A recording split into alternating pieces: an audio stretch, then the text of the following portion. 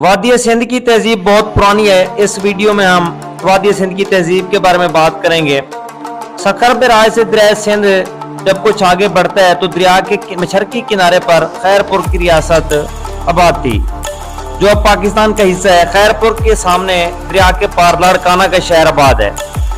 इससे चंद मील के फासले पर दुनिया की एक अजीम शान तहजीब के आसार हैं। वादी सिंध दो अहम अदवार से गुजरी है। इसमें एक कांसा का दौर था, दूसरा मूरिया का दौर था।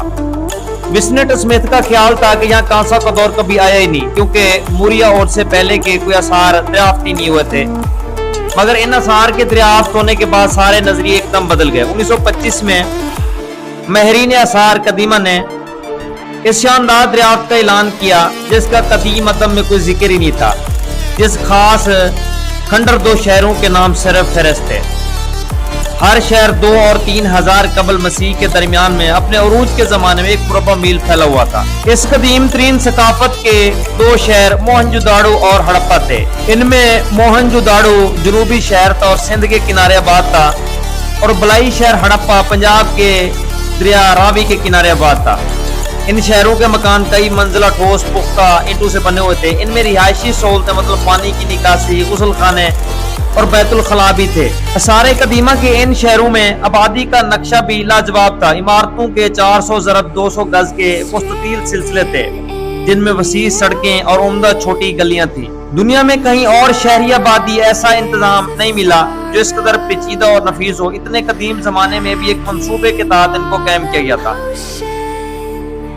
शमरी आकाद बाबुल के अजीम शहर भी बगैर किसी मंसूबे के बनते चले गए थे, लेकिन ये जो शहर थे इतने कदीम होने के साथ साथ इनको एक प्रॉपर मंसूबे के तहत बनाया गया था। इन तमाम शहरों की सड़कें रोम, लंदन, पेरिस और बाद के हिंदुस्तान से भी ज्यादा तरतीब के साथ बनाई गई थी, जबकि इसके मुकाबले में वादी सिंध के शहर हैरत अंगेज शहरी मंसूबा बंदी का मजहर भी थे। जाविया कहमा बनाती सीधी सड़कें, पानी की निकासी, काला निजाम, जिसका शौर 18वीं सदी ईस्वी तक यूरोप में भी पैदा नहीं हुआ था। ये थी वादी सिंध की तहजीब, जो इतने पुराने वक्तों में भी अपनी मिसाल आप थी। अगर हम दरिया सिंध के डेल्टा की बात करें तो अरब जोग्राफिया दानों के मुताबिक देबल बंदरगाह एक समुद्री खाड़ी के किनारे आबाद थी, जहाँ दरिया सिंध की सबसे बड़ी शाख गिरती थी। अल मसूदी के बयान के मुताबिक दरिया सिंध 2 शाखों में मुनक़सिम होकर समंदर में गिरता था। दोनों शाखें एक दूसरे से बहुत फासले पर वाक़ थी।